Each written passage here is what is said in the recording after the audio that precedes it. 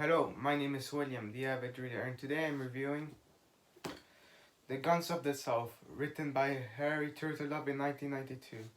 So there will be spoilers in this review pretty quickly, and some background to this. So I'm a big fan of this author, Harry Turtledove. He writes alternative history, and he ties as my favorite author alongside George Orwell.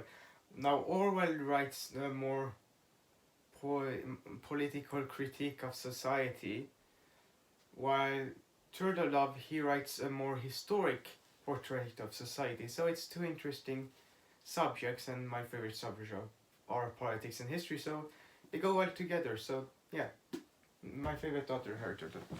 So what is the Guns of the South about? 1864.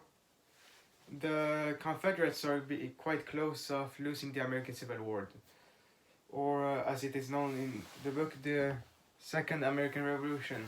So, along the way, then comes this group called AWB. They say their initials are America will break, but no, it's some we later learn it's some South Africa organization, and they speak some language similar to Dutch. And if you know about South Africa and what whites would want to do with bringing they bring AK-47s to the Confederate Army to help them, and they have a lot of technology, other technology along with them. So, for example, they give pills that help Robert E. Lee, and you later learn on that these men, they are from the future, and their base here in the Confederacy is in Rivington, Nash County, North Carolina. And Rivington was a quite small town before the Rivington men came along. So there aren't that many of them. It's not clear how many of them there are. Maybe let's say 100 or so. And their leader is Andries Rudy. And yeah, they have South African descent, and they come from 2014 in the world they claim where African Americans have been treated equal as whites, and that they've gotten a lot of representation in government countries like Great Britain. So they say they've come to Confederacy to save the Confederacy, to win the war, to protect the values. There is an interesting portrayal of Robert E. Lee in this book. So the point of view in history of Robert E. Lee was he someone who opposed slavery, usually, and that he joined the Civil War because he prioritized his state, Virginia. He was more loyal to Virginia than to the United States, and the United States actually offered him command of the American Army, but he chose instead command of the Confederate Army. And then and that's the portrayal that Harry Turtledove offers, that Robert E. Lee is quite moderate person on the issue of slavery, and take into account that this time slavery in the 1860s was eroding away, and the only two places that had it left was the United States and the Confederacy and Brazil, I think. So, and a lot of things are based off historical facts. So they win the war quite soon, in a few months, I think, or a few weeks maybe even, and the soldiers there, including Nate Codell, he's the other perspective we get to read from. So we get to read from the perspective of Robert E. Lee, the general, and then Nate Codell, the sergeant. And there are some few subplots I will later on mention. And when they come to Washington, D.C., they found that Lincoln is actually quite an earnest and honest man in his point of views, and he would be prepared to die for his country. Ironically, he doesn't in the book where he loses the war, but in reality, where he wins the war, he dies. So he died for nothing in real life, and he doesn't die to save his country. And then the war is won. So, and Great Britain first recognizes the Confederacy, and they say, what will you make of this country? it is up to you to decide how this country will turn out. And the current president Jefferson Davis encourages Robert E. Lee to run for president, and it's 1864, and the next election is in 66, and he gets a rival in this election. This rival is actually Nathan Bedford Forrest, and Nathan Bedford Forrest is responsible for, you could argue, a war crime for the massacre at Fort Pillow. So that's where they had a bunch of black Union soldiers, American soldiers who fought against the Confederates, and the Confederates decimated them and they killed the surrendering blacks. And they talk about Gettysburg multiple times in this book, how horrible it was a battle. They also bring up actually how blacks have shown that they're human beings in a way, and that they can fight just as well as Europeans, whites. And the election is between Robert E. Lee and Nathan Bedford Forrest. So Robert E. Lee's party is the Confederate Party, and then Nathan Bedford Forrest's party is the Patriots. And men from Rivington, these Afrikaners, they back Nathan Bedford Forrest because Nathan Bedford Forrest wants to keep slavery, and Robert E. Lee wants to erode it eventually. So Robert E. Lee wins close by this election, and on Inauguration Day, the AWB men stage a terrorist attack and try to assassinate the president, and it's known as the Richmond Massacre. And this throws these two factions into a mini civil war, you could say, or more like an insurrection. And there had been previous tensions of that if Robert E. Lee won, then there would be a secession of the southern South, the Deep South, and there would be a civil war, ironically, between the northern South and the southern South, because the northern South is much more willing to give up slavery because they're not really dependent on it. So Virginia is a state of gentlemen, where they've been more moderate on the slavery issue and kind of aristocratic, while it's a much more violent society down south in the Deep South, so like in South Carolina. So martial law is imposed on in a few counties in including Nash County in North Carolina.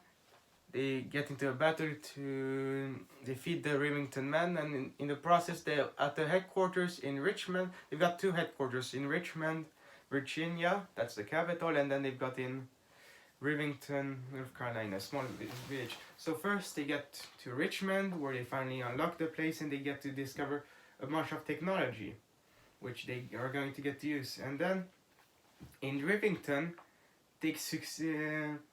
they finally succeed after a long time, I think a few months, maybe a couple months, to finally defeat the Remington men. And then they discover that a lot of them have returned to the present where they came from, through a time machine, and that's from Nate Cotter's size.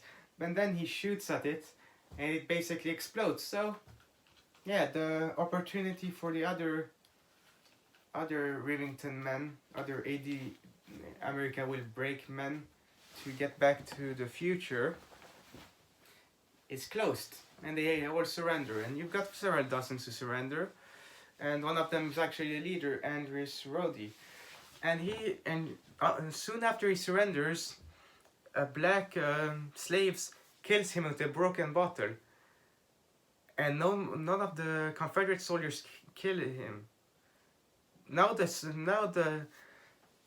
You gotta realize how bad the Remington men, these ADW men, have to be if the blacks, the African Americans, are happy to see the Confederates. So now the Confederates, inadvertently by the actions of the Afrikaners men, in the same way that Hitler's actions towards Jews made people more tolerant of Jews, made that the Confederates are much more tolerant of blacks now and open to a gradual freedom for them. So the surviving men of Rivington, these Afrikaners bastards, they are now to remain in work. They're going to use the technology that they brought from the future to help the Confederacy under close supervision, and some of them will be granted freedoms if they comport themselves well. A couple of them commit suicide quite early, and yes, that's basically how the book ends in the late 1860s, but it's not that clear, or 1870. And slavery, there will soon no longer be another child born a slave, and that's the last. That ends in 1872. In the end of 1872, and there's a nuance. This book has shown a nuanced view on how the Confederates view slavery. The northern part, like Virginia, were were more moderate and treated their slaves more humanely, and a lot of became emancipated. And thanks to the Civil War, a lot of blacks became emancipated by the Emancipation Proclamation, by liberation of federal troops, and then blacks just continue fighting in insurrection, and they showed themselves to be good soldiers, and they remained free basically. And people like Nathan Bedford Forrest had end up coming around to Robert E. Lee's idea because of the horribleness of the Afrikaners, of these Afrikaners. And you've got a couple subplots in this book. So one of the subplots is that Nate Caudell, he's with his half girlfriend, kind of half dating this girl, who's pretended to be a soldier. So her real name is Molly Bean, but she's called Melvin Bean, and she served in the same regiment that he did. And there was always this sexual tension between these two, and that she would be discovered maybe, but the men in the company knew who she was, and they respected her and they tolerated her. And then there's also this plot with a Yankee, a northerner, who's in the South, and he's been a prisoner of war. He's about to return north, and Nate Caudell has a drink with him, and he misses his train. And we later learn on that he's happy to miss his train because his sweetheart of a wife died in the north, so he stays in the South and starts a successful farm, treats the black man who works for him quite well. And the black man, actually, there's a small subplot with him where he gets to learn from Nate Caudell, because Nate Caudell is a teacher. And yes, it's an interesting book, and most of the book doesn't have a war, isn't about the Civil War really, it's of the aftermath. So about 1/3 to the first half of the book, that's the Civil War part, how the AK-47s save the Confederacy and defeat the United States, and how they can come into Washington D.C. Rest of the book is the aftermath of that, and how African Americans are treated, and how they deal with the dependence on the Rivington AWB men, and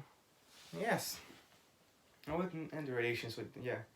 And yes, so a good book, I say. So, and an example of how to write science fiction and alternative history. So, how would I rate The Guns of the South?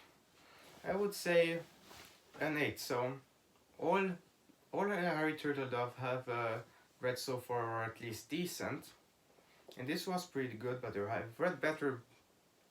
I've read some that are a bit better than this, and I've had read some that are a bit are not as good as this is. But so this falls in the middle somewhere of the Harry Turtledove books I've read, because I've also read the Southern Victory series. But yeah, so how would I rate The Guns of the South? 8 out of 10. So it's a good book, and you can see it's quite thick. It's almost 600. It's between 500 and 600 pages, and the letters are medium size. But it's not it's not the greatest books, and I think the plot in Southern Victory is maybe more interesting, because this uses science fiction, but it's using a transportation to back to the past machine. So it's creative, yes, but it's less realistic than the other one. So yes, 8 out of 10. So, and the portrait of Robert E. Lee is quite good, but it's a hard read. It's a bit of, no, not a hard read, but a complicated read. It's nuanced read. It's a bit like reading a history book, of learning American culture and Southern culture, and it's a good read. So yes, 8 out of 10. Harry Turtledove, you succeeded. Next up, I will be reading your series of those aliens you wrote about that invaded Earth. So, that was the Avid Reader's review of The Guns of the South, written by Harry Turtledove in 1992. I hope you enjoyed this review. I am the Avid Reader, and I will see you guys next time.